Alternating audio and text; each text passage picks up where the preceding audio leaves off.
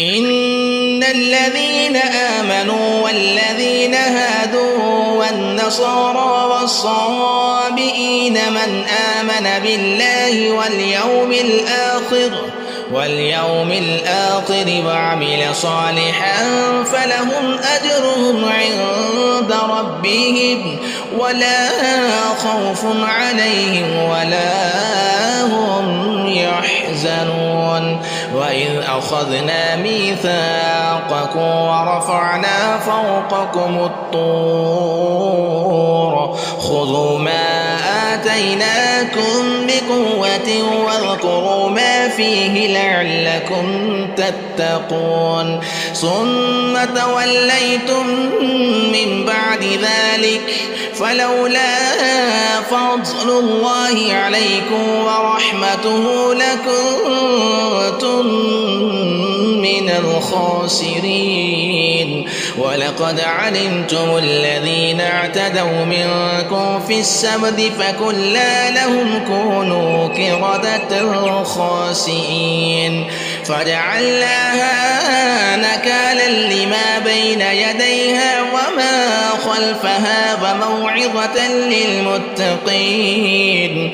وإذ قال موسى لقومه إن الله يأمركم أن تذبحوا بقرة قالوا أتتخذنا هزوا قال أعوذ بالله أن أكون من الجاهلين.